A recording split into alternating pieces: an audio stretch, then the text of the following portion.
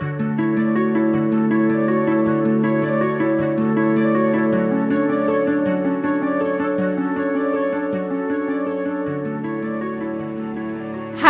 and welcome to the last lecture of this human rights lecture series. In the previous two lectures, we dived deep into the universal periodic process. We explained that the UPR is a state-driven process. In this lecture, we will be looking at the crucial role that you, as a civil society organization, can play in the UPR process. Since 2007, civil society has actively engaged in the UPR process. And in this lecture, we will explain how you as a civil society organization can interact during 5 key phases of the UPR. And we will be speaking with our Simavi partner in Indonesia about their experiences during the UPR process. How can civil society organizations interact with the UPR? Civil society organizations can interact at 5 different stages. Firstly, before the UPR review. Secondly, during the UPR review. Third, between the UPR review and adoption of the report. Fourth, once the report is adopted. And fifth, between 2 reviews. Let us start with the first stage, before the review. As a civil society organization, you have 3 different ways of interacting with the UPR process before the review. First, civil society organizations can take part in national consultations. At least 1 year before the review, the government starts preparing the national report for the UPR review. Governments are encouraged to hold a broad consultation at the national level with all relevant stakeholders. And as we saw in the previous lecture, civil society organizations are identified as stakeholders. This process is an opportunity for the state to get factual information and insights on current trends, debates, and issues concerning human rights among the population. The specialist knowledge of civil society organizations can be very useful to the state, and that's why it is important that civil society organizations are aware and involved in the UPR process from the outset. During the past UPR cycles, the ways in which national consultations were carried out varied greatly. Some states have initiated countrywide meetings, used the media to disseminate information, and opened UPR websites for comments and input. Other states only organized a workshop in the capital. Since the national consultation is not mandatory, you, as a civil society organization, could actively encourage the government to hold broad, timely, and effective national consultations prior to the preparation of the national report. You could also alert other stakeholders and civil society contacts to encourage the widest possible engagement. Secondly, civil society organizations can submit information on the human rights situation in their country. As discussed in Lecture 5, keep in mind that the UPR is based on the Charter of the United Nations, the Universal Declaration of Human Rights, human rights instruments to which a state is party, along with voluntary pledges and commitments made by states, applicable international humanitarian law, and lastly, the implementation of accepted recommendations of previous UPR cycles. As we saw in Lecture 5, the stakeholder submission is one of the documents that are taken into consideration during the UPR working group session. The Office of the High Commissioner for Human Rights will prepare a summary based on the written submissions of all stakeholders. All civil society organizations, both those with and those without a consultative status, can submit information feeding into this document. This information must be in line with guidelines put forward by the Human Rights Council. What are these guidelines? It is important to note that individual submissions should not be more than 2,815 words, while joint submissions presented by 2 civil society organizations or more, the maximum number of words lies at 5,630. The UN only accepts submissions in official UN languages, with a preference for English, French, or Spanish. So please do make sure to check out these guidelines under additional reading. The information and guidelines of the Office of the High Commissioner for Human Rights provide an outline. But let's explore a general template to get an idea of what you can expect when submitting your own information on human rights to feed into the summarizing report. Let us look at a template. On the cover page, make sure to identify the state that is under review, the session of the UPR, along with the month and year of the review. Also, you should clearly identify yourself as a stakeholder by adding your letterhead, name and acronym, logo, website, and other details of the organization. On the next page, you can add in relevant keywords which highlight the human rights issues you will address. Moreover, you can include an executive summary of the submission report that provides an overview of its content and puts forward the key challenges faced. Under the main content of the report, you can firstly address where progress or gaps remain in the implementation of the previous UPR recommendations. Here, you can highlight which recommendations were made and which steps the government did or did not take to address or follow up on them. Secondly, under the heading background, you can share relevant information. For instance, highlighting legal, policy, and social context relevant to the issues discussed in the report. Next, it is important to identify the challenges at hand more specifically. Here, you can highlight more in-depth the issues that need more attention and identify major human rights issues. Some questions you can ask yourself at this stage are, which human rights issues are of concern that took place over the past 4.5 years and should be highlighted? What are emerging issues or issues that need international pressure? Who is impacted by the situation and how? Also, have any of the following been put forward to address the situation? For example, any previous UPR recommendations, international, national, or regional court rulings, or special procedures invited to comment on national situations? You can answer, what is the government doing or not doing to address the situation? And is there a need for new policy or law to be introduced to protect people facing this situation?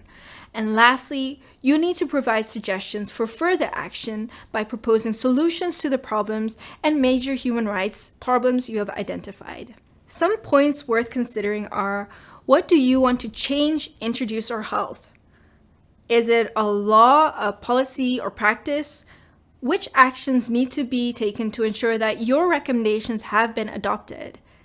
Who will be responsible for implementing your recommendations? And can the state implement your recommendations? Can the recommendations be implemented in the time frame before the next review?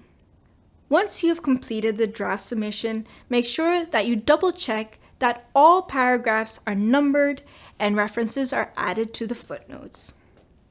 Also, it's important to note that images, maps, and graphs cannot be included in your submission. Once your report is complete, your submission should be submitted through an online UPR submission system. Deadlines for written submission by stakeholders will be posted on the OHCHR website, but they need to be submitted at least 6 to 8 months before the session. Note, late submissions are not considered. Successful submissions will be publicly available on the OHCHR website 6 months prior to the UPR session. A third way in which civil society organizations can engage with the UPR process prior to the UPR review is by lobbying states on priority issues. Here, there are 2 routes for lobbying. First, civil society organizations can lobby the country that is under review through their national embassies. You can do this approximately 3 months prior to the review. We've invited Mira, director of EHAP, one of CIMAVI's local partners in Indonesia, working on the improvement of women's rights, including sexual and reproductive rights, to share with us the lobby activities they undertook during the previous UPR review of Indonesia. Hello, my name is Mira from Institute for Women Human Rights, partner of CIMAVI for the GUSO project in Indonesia. First time I got to know about UPR in 2016 when CIMAVI conducted a rights show. I invited with 5 other organizations here in Indonesia, and as the follow-up plan from the workshop, we decided to compose our own report with 3 main issues. First is about access of contraception for unmarried people, criminalization of abortion, and criminalization for information and service provider for contraception and abortion. Secondly, civil society organizations can also deploy lobbying efforts in Geneva, where pre-sessions are organized with civil society organizations and United Nations permanent missions. Civil society organizations can take part in these sessions approximately a month before the actual review. Moving on to how you can engage with the UPR review during the review, there are 4 ways worth exploring. First, attend the UPR session. While civil society organizations are not allowed to take the floor to make oral statements, they can be present in the room. If you have consultative status, you can enter the specific room. If you don't, you have access to the public gallery where you can follow the review. For more information on how civil society organizations can get a consultative status, please see the list of resources attached. Secondly, host a side event. As a civil society organization, you have the possibility to hold side events. Here, keep in mind that you will have limited impact on the delegation statement if you hold a side event too close to the review, say a day before. You would preferably host a side event about 1 to 2 months before the review to make sure that the outcomes can have a higher impact on delegation statement. Third, you can organize a screening of a webcast in your country. As mentioned in Lecture 6, the UPR working group sessions are broadcasted live via webcast. As a civil society organization, you can organize a screening of the review either in a cinema or in a conference room in your office, where you can invite other organizations, media, parliamentarians, UN agencies, and other actors to join the viewing. Lastly, consider holding a press conference. Here, as a civil society organization, you can increase the visibility of the UPR process and outcomes independently by hosting a press conference where you summarize the outcomes of the UPR review and share your own assessment of the review with the press, directly after the review session. Between the UPR review and the adoption of the report, lobbying will be your main entry point to engage with the UPR process. Here, as a civil society organization, you can lobby the state that is being reviewed to accept or reject recommendations from the Human Rights Council put forward during the UPR review. In line with this, in Lecture 6 we already mentioned that the final stage of the review process in Geneva is the adoption of the final report and addendum. This addendum contains the government's response to recommendations that were deferred for further consideration. Let me show you one example. Italy was under review in November 2019.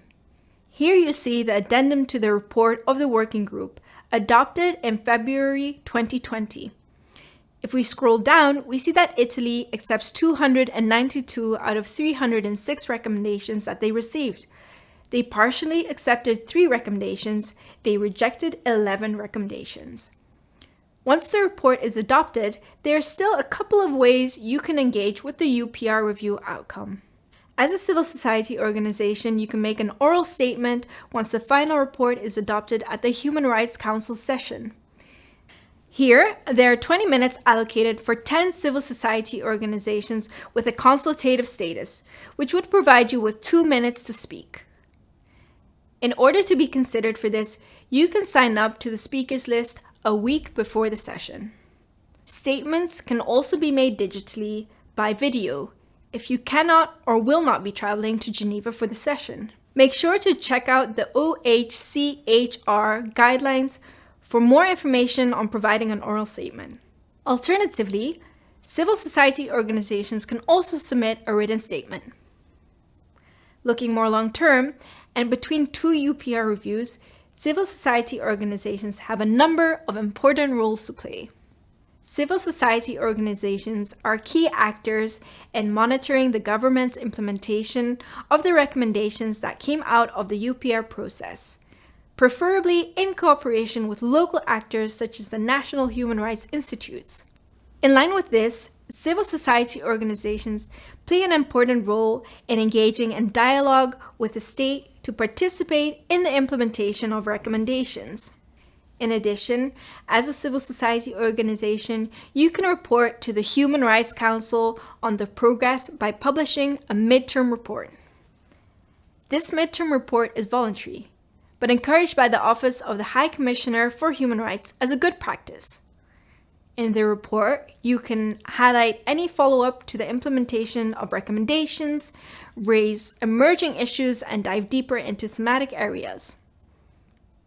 This midterm report will be posted online and shared with UN entities and partners. So now that we have reviewed the full cycle of moments you can engage with the UPR, it's time to look at an example of what this looks like in practice. Let's have a look at Kenya, for which reviews already took place in 2010 and 2015. Where do they currently stand in the UPR process?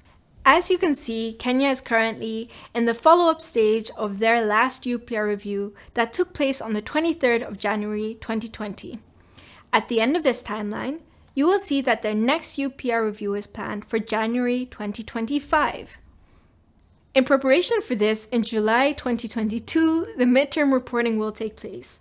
In July 2023, the government will start the national consultation stage, which will last until March 2024.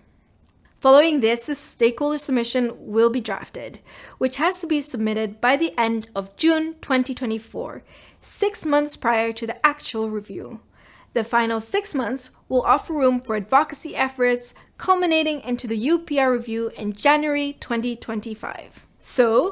And now we've discussed the different ways of engaging with the UPR process, we'll continue our conversation with Mira, who will share how she experienced the Indonesian UPR review. Mira will share how she and EHAP experienced the UPR process. We also asked Mira how EHAP is currently trying to push forward action on Indonesia's UPR recommendations. Finally, we asked Mira what kind of advice she would give to CSOs planning to engage in the UPR process. We hope that Mira's experiences and her advice inspire you for your future engagements in the UPR. UPR is a very important experience and meaningful process for me and also EHAP.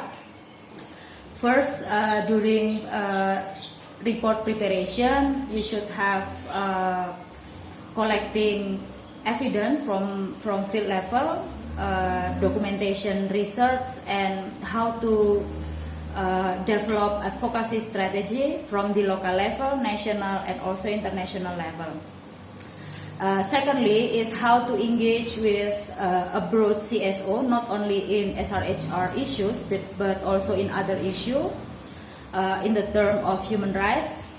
Engage with embassies in Jakarta, engage with community leader and also journalists to make sure that our report, our issue getting stronger. Lastly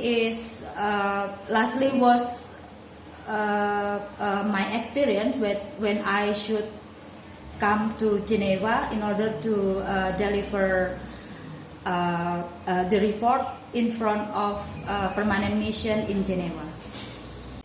In national level, we have 3 highlighted activities before the pre-session.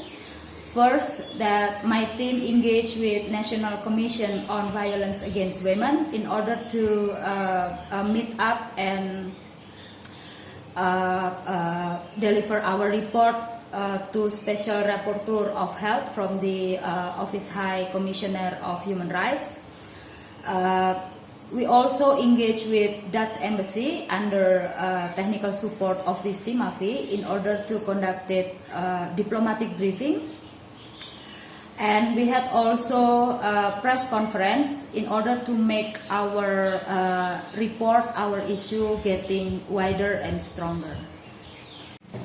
Currently, we are still trying to push forward our government due to 17 commitments that agreed by government of Indonesia on follow-up document as a strong tools for the advocacy process in national and local level. If you are wonder to interlink UPR with other political mechanism, you can use my 3 advices that I mentioned before in order to preparing your report, conducting your advocacy strategy in other political mechanism, just like CPD. We've come to the end of this lecture. To recap, in this lecture, we have explored how you can engage with the UPR process at different stages: before the review, during the review, before the review and the adoption of the UPR report, once the report is adopted, and lastly, between 2 reviews. You have heard from our partner about their experiences. And now it's time for you to go ahead and use this knowledge to shape your own unique engagement with the UPR process. Thank you for your attention. We hope you enjoyed the lecture series.